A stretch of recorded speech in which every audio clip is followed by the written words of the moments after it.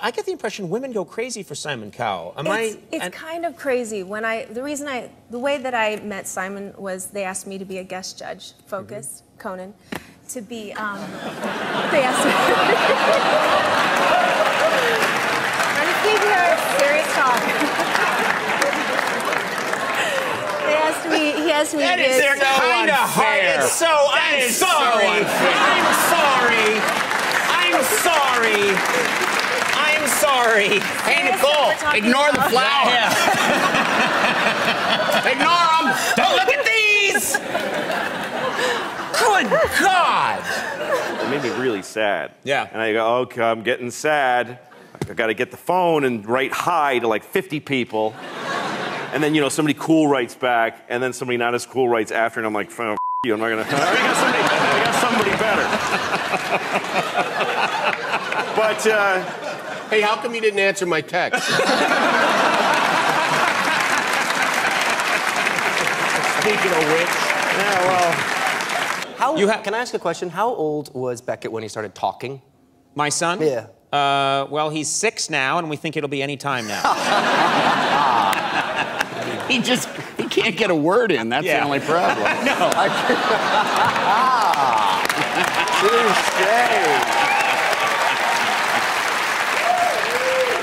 I'm wearing so much makeup right now. I'm gonna look like you are I am wearing more makeup than anybody. I feel like my face is I'm gonna look like a Saint Bernard of a human the older I get. I wear makeup because you can see, when I'm not wearing makeup, I have some light freckling, and then you can see the veins in my body. Yeah. That's a good look. Sometimes you can see memories. Really? Yeah. That's how pale he is. Oh, God. Yeah. It's unbelievable. Everyone lies. It's a human thing. You want to try to get laid. You lie. I'll tell you what. This is the God's honest truth. I was a club in L.A. about 16 years ago. I made out with a chick who I told I wrote Jurassic Park. Who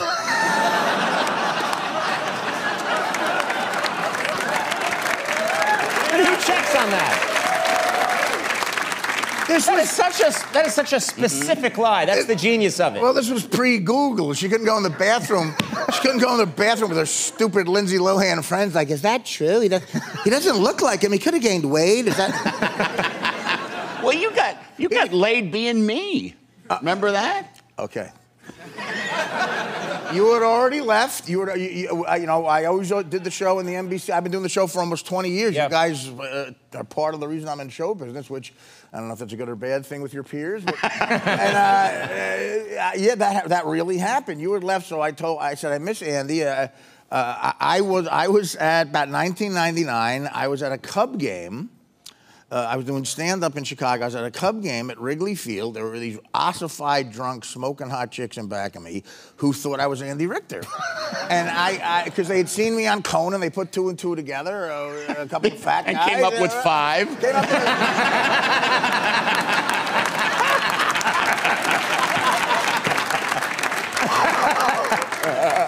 Okay, and the last thing, your favorite body of water. Not your favorite body. Okay, favorite body of water? Water. It can be a creek, it can be a pool, it can No, I love the Atlantic Ocean. Great, why? Yeah. I grew up in Boston. Yep. Looking out. But 3 adjectives to describe the Atlantic Ocean. What? Tumultuous. Yeah. Unpredictable. Yeah. Salty. No. Okay, so now we find out about Conan's subconscious. Your favorite body of water represents how you view sex. And you view sex as tumultuous, unpredictable, and salty.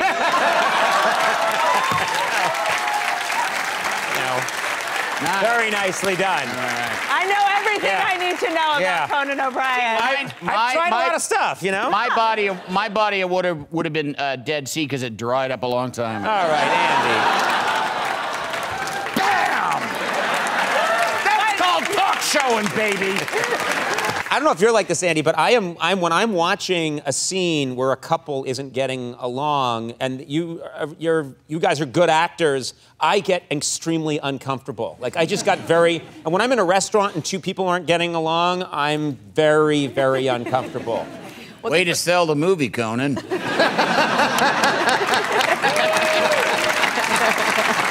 sorry. It's your fault for being a good actor. That's all I'm saying. Fighting. It's the most anxious film you'll see this fall. Feel like getting stressed? Check it out. Well, it's a terrific movie. I'm not listening to you, Andy. And I love it when marriages just crumble. I really wanted to work out, but I'm like, if you make me do that, I'll feel sad and I'll just stop. And I have done that when I worked out with people and they're like, lunge. And I'm like, I'm gonna go home now. Right. And but I started working out with her and it was amazing. And she has you doing all kinds of different stuff. Different stuff, so you're just kind of working out 4 muscles at one time and it's really fun, I love it. And immediately I saw a difference. Like my muscles were separating and everything was changing and I felt like this is why people work out, this is great. And then 3 weeks into it, all of a sudden something happened and my whole body just blew up. Like it just bloated. I put on like maybe 15 pounds of just weird water weight. And I'd be like grabbing like big fat rolls and I'd tell my friends like, I'm so big now, I don't know what's happening. I was so freaking out because I worked out every day, sometimes twice a day. And my friends were like, no, you're crazy. And I said, no, seriously. And I picked up my shirt and they went, oh, what happened to you? And I'm like, this is what happens when you work out every day. I don't know. No, this makes no sense. It doesn't make sense. You're working out, you're the first person. Makes sense to me. Yeah. Often. Oh, yeah. Jeb and I are both victims of excessive training.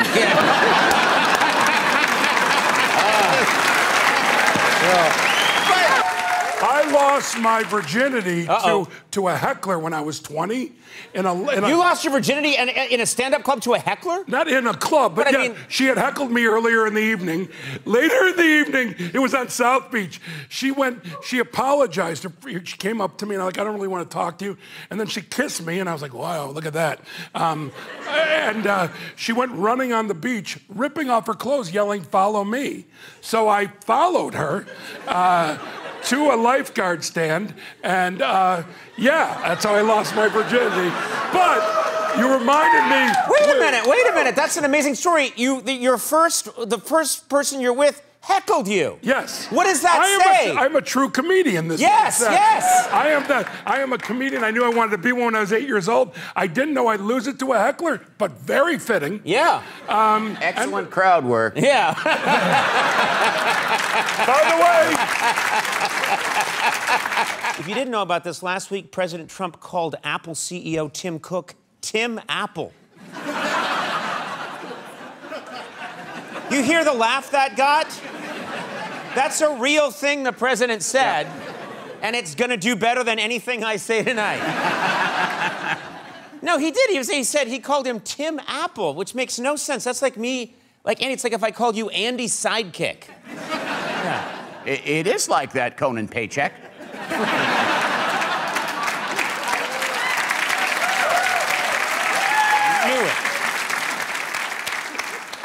Would you care to demonstrate this juggling for us? First of all, why did you learn to juggle? Well, I learned, you have lots. There's potatoes. What should I juggle with? Balls? Those potatoes are my lunch, actually. Oh. Those are for me. Potatoes, balls, or oranges? That's the crowd's pick. It's an interactive game. Hey, hold it. The voting is over now. You just played a game of let's ask the angry mob. Balls, potato, fruit. Yeah. Why don't we just storm the castle? I learned because I grew up on film sets, and you have a lot of free time, basically. Okay. So this is just like lonely sadness of a child. Thank you, Ellen, for demonstrating your lonely sadness. I had these instead of friends.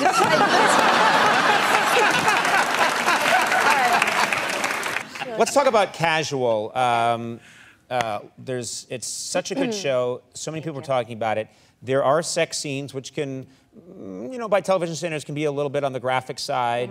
Do you warn your family if your mom's, you're worried about your mom or your parents or anybody, siblings? What do you do? Well, we're not the kind of family where we're like, hey, sex, pass the butter.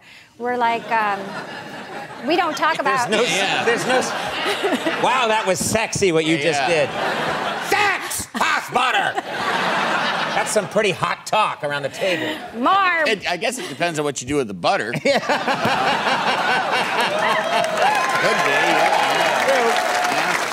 That is true. Rapper MIA caused some controversy at the halftime show. Did you see that? Yeah. Today, NBC apologized for rapper MIA giving the middle finger during the halftime show. NBC called the gesture obscene and inappropriate.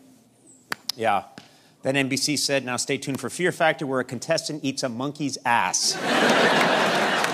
So, yeah.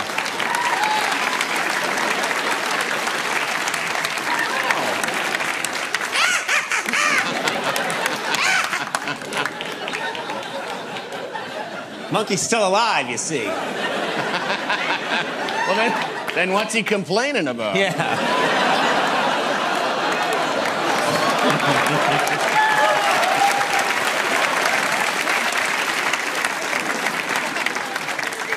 Today I was honored, literally honored by the Chinese theater asking me to put my hands and feet, my name and date in cement alongside all these great stars. Legends, this is fantastic. And I am now part of it.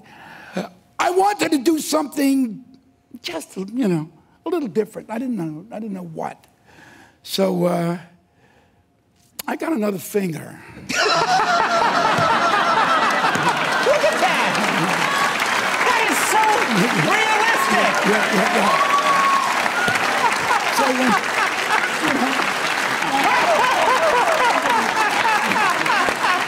somebody, that's fantastic! Somebody's going to come in from Des Moines, Iowa, and say, Mother, come on. You see what I did with is it Mel Brooks' left hand? Does he have 6 fingers? Yes, Father. He's got 6 fingers. He grew up near the nuclear plant. Yeah, I remember that. Yeah. Just think, God, that looks so good. It's so realistic. Now you don't have to pay off your mafia loans. Go ahead, take it, boys. Whatever. That's Andy Richter. Sometimes he's actually good. Yes. I'm awake today. That was good.